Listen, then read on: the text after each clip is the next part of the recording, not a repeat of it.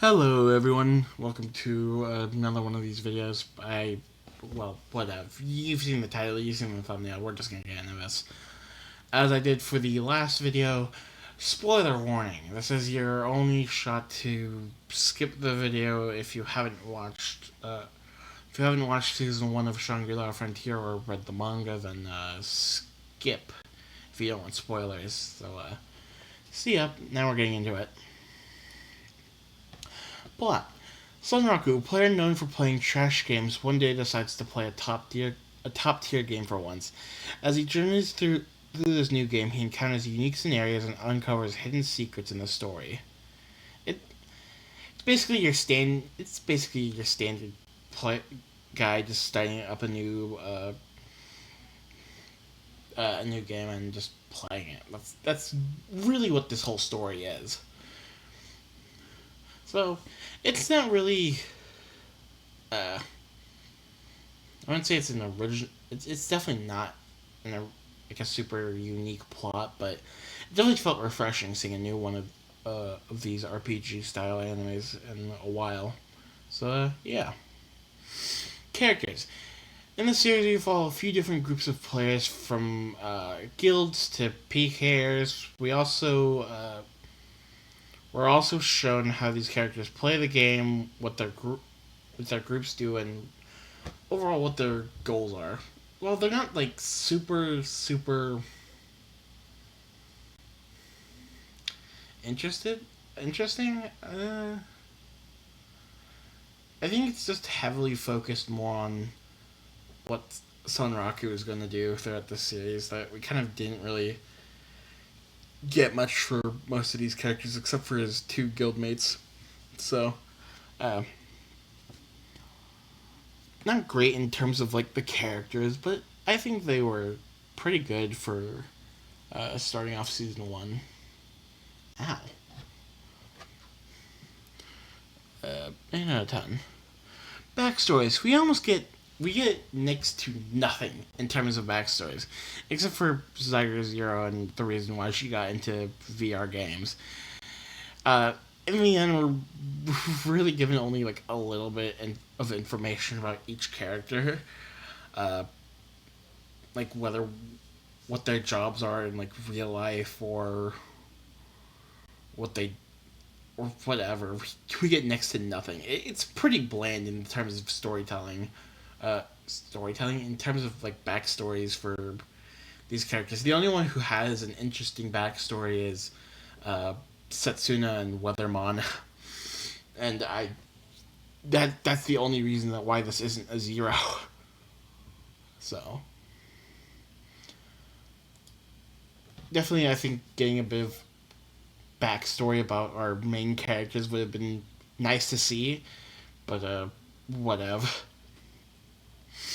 Game mechanics. In Shangri-La Frontier, we see many unique mechanics in the game, from insanely detailed character customization, its many classes, and even how the game reacts to what you do. We see how Sunraku's actions in the game lead to the game lead to the game throwing unique scenarios his way and how it affects the game. Overall, this is definitely the most like versatile uh, kind of RPG styled anime that we've seen like in a while. What was the last one? Like it was Sao and Log Horizon. That's the last one I remember. I haven't watched Log Horizon in a while. I'm speaking of different series now. Anyway, it's definitely the most versatile and makes Shangri-La Frontier a lot more of an interesting game to follow through. So 10 out of 10. Storyline. In the story of Shangri-La Frontier, pioneers explore the vast world, facing a mystical force and explore ancient remnants of the Age of Divinity. As the story progresses, we learn about the seven colossi, seven ancient beings from the Age of Divinity. As pioneers try to hunt down the seven colossi, they inch closer to the hidden story of this world. So, we're not told a lot about the Age of Divinity itself, but we're definitely hinted at a lot for the Seven Colossi and how they definitely played a part in what happened to the world. So, pretty interesting overall. The ending. In the ending for Season 1, we see Sunraku heading off to his next adventure after his fight with Weathermon the Tomb Guard. Before he leaves, he runs into someone who makes him remember about the story of Shangri-La Frontier. We get a scene of him thinking back about the game and the game about the in-game story, and makes him start to get more I say interested, but I guess more invested in the game's storyline before it kind of like cuts off leading to the beginning of season 2. So I really think it would have been more of a fitting end after the Weathermon fight for it just to end off at the creation of Wolfgang. But I definitely think it was nice to see kind of like a reminder about the story of the actual game itself being mentioned. So it was definitely all right. 8 out of 10 for that. Overall, I would highly recommend this series if you enjoy the VR anime game genre.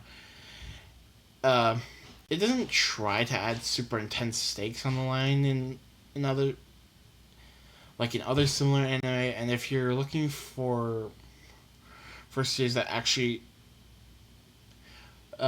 focuses more on the game, this is a series I would recommend because it's just people playing VR games while having fun. My overall rating is a 7.42 out of 10. Uh, was that right? I think it was. Uh, Definitely at 3 for Backstories was definitely hurt the rating for this one, but that's mainly because this is just season 1. It gets more interesting in season 2. So,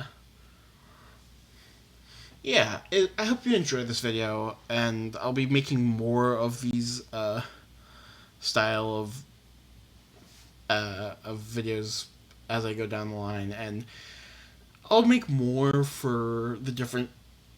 of these rating videos for the other seasons as they come out. So, see you later. Goodbye.